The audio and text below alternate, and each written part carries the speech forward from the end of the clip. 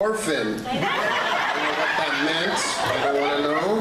How many of you look like your mother's side? Yeah, I'm my mother. How many of you are your father? So it's kind of almost evenly split. I'm more like my mother, and I'm like my mother in mannerisms. And you know when you're a teenager and you do try to do everything opposite from what your mother wants you to do, and you criticize everything. So I was like that. I was very bad when I was a teenager. And I remember a couple of things. My mother used to save everything. If we went to, receipts. I don't know if you've ever been to a Mexican quinceañera, and they do those little decorations and the little cups, the little plastic champagne glass. And my mom had a drawer full of stuff that you would not believe, and I would always criticize her and tell her that you should throw that stuff away. Why are you saving that? What use is it? And she would always tell me, it'll come useful one day. I'll find a use for this. And I used to criticize her so much. And she passed away about 7 years ago. And now I have drawers full of junk, just like my mother. So like you turn into your parents, right? That happens. So that's the Imago Dei that we're talking about. So Imago Dei is the Latin word for the image of God. And if that activity that you just did about your parents, if we're created in the image and likeness of God, imagine what characteristics we have of God. And we can't ask, obviously, but we can certainly cultivate characteristics within us that are more God-like. Because I think that was Christ's mission on earth. Jesus came here to tell us that we should be on the road to becoming more like God every day. And that should be our goal in life, is to become. And one of the ways we could do that is by looking at Jesus' example and following what Jesus did, because Jesus was God, right? And he was a human. So we can see in that example, in a real human being, how I can be more God-like. And so the Imago Dei is that we are made in that image and likeness of God. And therefore, everyone has that same human dignity, no matter who they are, what status they have in society.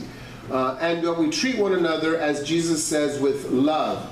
Because to love one of our brothers and sisters is to love God. And the reverse is also true about this. So if we hate, or if we disregard, that's the worst. Hate is kind of easy, actually. Everybody does hate very easily. I think what the worst part is when we dismiss or disregard people. That is very hard, because sometimes I don't even know that I'm doing it, that I'm disregarding. I'll give you an example that I think Pope Francis does such a great job of. Prisoners. Prisoners are the most disregarded human beings on the planet. When was the last time you prayed for a prisoner or for people in prison? We forget about it. See, we disregard them. That's kind of not being godlike. We're acting almost a little bit on the evil side because we just dismiss these people. And if you believe what I just said about the Imago Dei, they have the same dignity that you and I have. Now, yes, they have done some horrendous crimes probably. They've done something really terrible in society. But from God's eyes, they're still made in the image and likeness of God. And so it is ours to extend that dignity to them. And for a lot of us, we forget about that. And you know who's showing this the most? Is Pope Francis. Well, if Pope Francis travels to these cities, I'm blown away. I think he did it here in New York. I know he did it in Mexico a couple of times. He purposely goes to the prisons and celebrates Mass with the prisoners. In New York, if I remember correctly, he sat in the audience while somebody was speaking, and the prisoners were dressed in their gray jumpsuits that they wear in prison, their prison uniform, and it was prisoner, prisoner, prisoner, Pope Francis, prisoner, prisoner, prisoner. So he's visually showing us this is how you treat other people that we disregard in society. We need to reach out to these people. And so I think Pope Francis is a perfect example of how we need to extend the Imago Dei and the examples that we need to give. In the 1970s, 80s, there was a cardinal by the name of Cardinal Bernardine, Joseph Bernardine, who was in Chicago. And Cardinal Bernardine came up with a concept called the seamless garment. The seamless garment is just like imagine a big piece of cloth that has no tear, that wasn't sewn together at one point. It's just one big continuous piece of fabric. And the reason Cardinal Bernardine came up with this concept of the seamless garment is because of life, the life issues. So his point was, yes, let's be concerned about abortion, because abortion, we need to try to figure out how not to have a culture of abortion. And let's be concerned about the end of life, because that's a big concern. But in this seamless garment, let's be concerned about everything in the middle. So it's a consistent ethic of life is another way that people kind of rephrase what Cardinal Bernardine has said some 30 years ago when he was coming up with this concept. So it's about being concerned. And I remember this last quote down here. I remember being in a group of theologians a couple of years ago, and the ambassador to the United Nations was a Latino theologian, and there was bishops present in the room. And he was a little bit upset, and the question he asked the bishops, there was 3 bishops I think in the room, the question this Latino theologian asked the bishops, he said, when will the bishops realize, and when will we as Catholics, is the way I understood it, not just directed to the bishops, when will we realize that there's more ways to kill a life post-birth than in abortion? So more babies die after they're born from our neglect than they do from abortion. And when will we own up to that fact? And so that's a very challenging question to us, because we sometimes don't realize. We say, oh good, this woman, we saved her from having an abortion. Now we have this baby. But guess what? This baby now is facing a whole world of troubles to try to survive. And when will we realize that maybe we saved it at birth, but we're not doing the rest of the gamut in its work? So that's a challenging question that comes from this concept of the seamless garment, is for us to keep asking the question post that birth. I put the name St. Francis of Assisi here because St. Francis did something very unique with the Imago Dei. He then turned it into the environment. And remember his very famous prayer where he calls brother sun, sister moon? That's why he's doing that, because he's saying the environment has the same dignity that we do for one another. And that's why he used that reference, brother sun, sister moon, that kind of a thing. He was extending that. And the environment has become a very critical issue in today's world. And it's also a life issue. The environment is a life issue. I don't think people connect that a lot of times. But if I live in an area that's polluted, that is going to kill me and kill my children, that's a life issue. Or water. Water is a big environmental issue. If there's no safe drinking water where I'm at, there's places in Michigan, there's places in third world countries where there's no safe drinking water. Oh yeah, we've had the baby, but now we gave them some contaminated water and they've died. And so that's also a life issue. And so we got to thank St. Francis for connecting the environment to that. So there's a lot of beginning of life issues that we have that we need to keep in focus, but we can't lose all our energy. And I think that's one of the criticisms that I have of my faith, of the Catholic faith, is that somehow we get so locked into only seeing abortion, and this is the only issue, and we don't see the other issues. And I'm not saying let's not look at abortion, let's look at abortion, but then let's look at the other issues that are compounding the situation for people. And so here's some of the other issues that you've probably seen. one of the issues facing millennials today. Millennials are facing a life issue, especially the children of millennials. You know, there's a generation coming behind them. They're calling them click babies. Have you heard that term? Because all they know is they know how to click. Some people call them Generation Z, Generation C. Those are the kids that are now under, like between 25 and under. You know, they're in your religious education and that kind of a thing.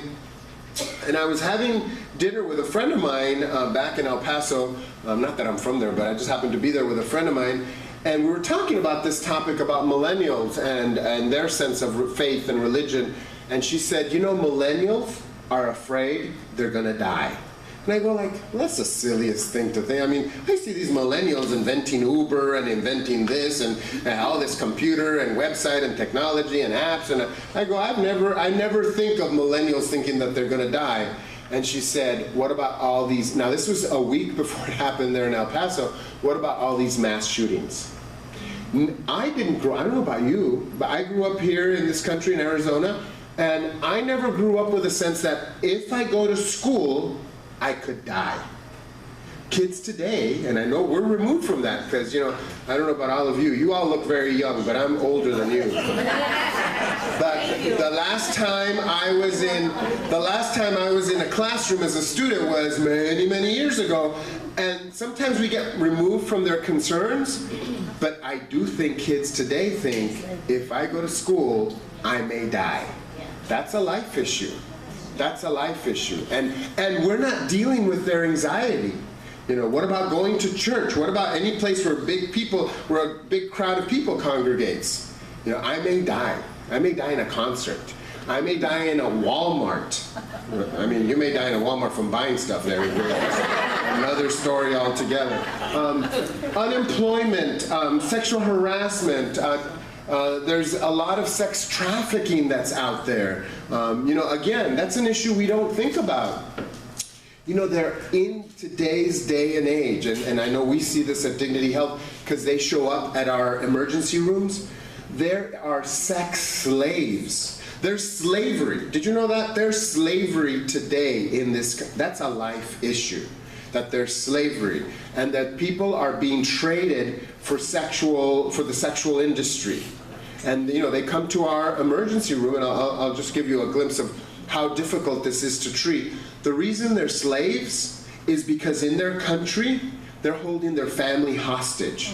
And they're telling them, if so-and-so doesn't do this and this in the United States, we're going to kill all 10 of your family members. And so when they come to the emergency room, they can't tell us that. They can't tell the nurse or the doctor that. Because guess what? They're worried about their family dying. That's a life issue. And so it's very difficult to treat those folks, and it's very difficult to get them help.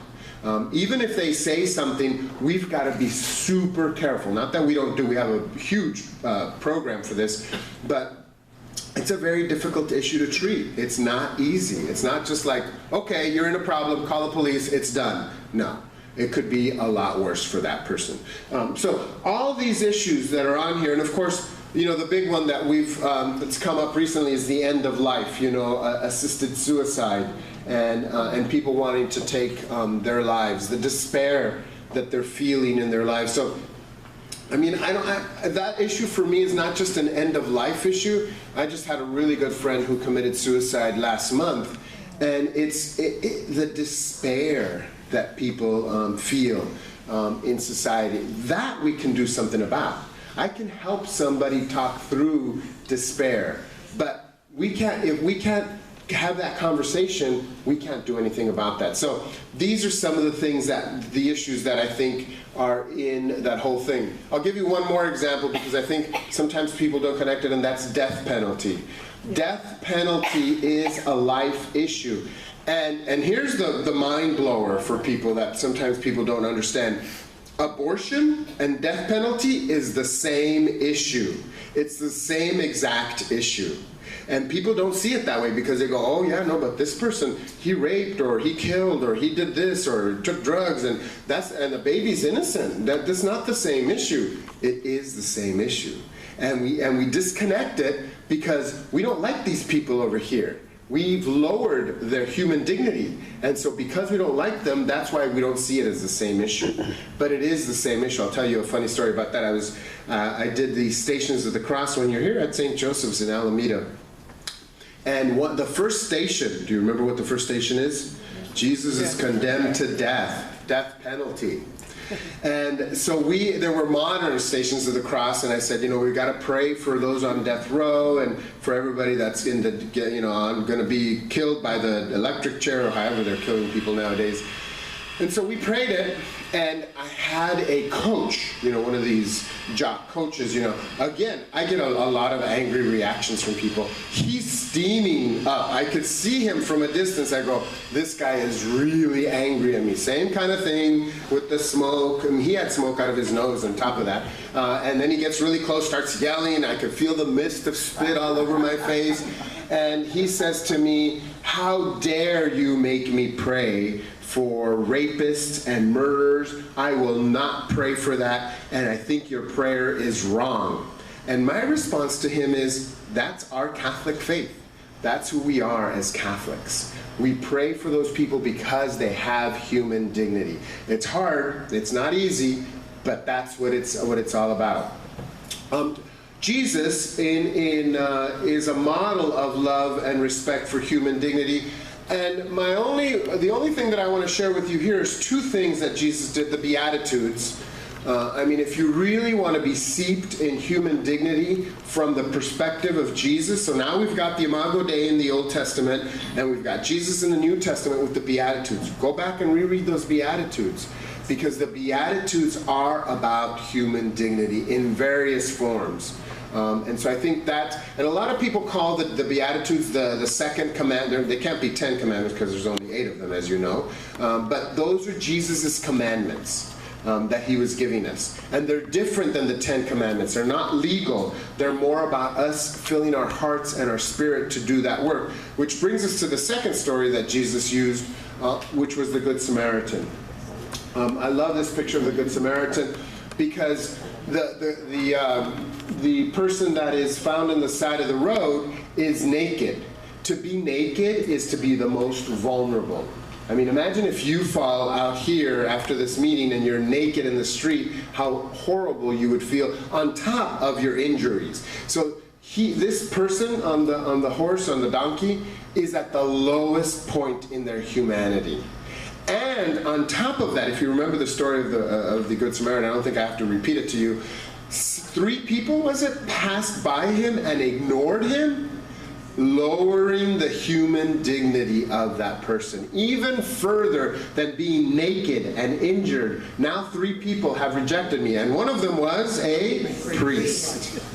So, can you imagine for this poor guy? The one that came to help him is a Samaritan. As you know, Samaritans were outcasts in that society, and he was the one that said, not only am I going to, it's probably very far, I'm going to put you on my donkey and I'm going to carry you there, and I'm going to give money to the innkeeper. And I believe he says a phrase to the innkeeper, I want to know, I want an update afterwards. Those are not the exact words. You didn't hire me to be a scripture scholar. But it was I'm going to stay, again, trying to raise the human dignity of this individual. And so Jesus left us with these 2 messages on the human dignity piece.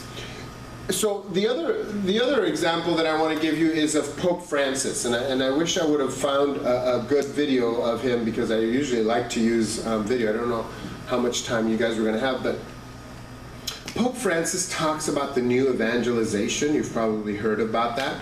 And Pope Francis has a very challenging message for us. And I think people love Pope Francis. If I took a poll here, everybody would say, oh, I love Pope Francis. He's really great. But I think we think he's warm and fuzzy, and that he comforts us because we just feel good to talk about Pope Francis and see his picture. We feel good. Oh, there's the Pope. I feel really good. Pope Francis would be really upset if you're feeling good when you hear his messages, because Pope Francis's message is difficult to hear, and it's even more difficult for us to do. Because Pope Francis, if you remember, when he started, he said, I want a church of the poor. If I go to a church and I look inside and everyone's well dressed and well showered and had a beautiful meal that morning, he said, that's not the church I want. I want poor people, I want homeless people, I want drug addicts, I want prostitutes. Imagine going to your parish on Sunday and the bench in front of you is filled with prostitutes and drug addicts.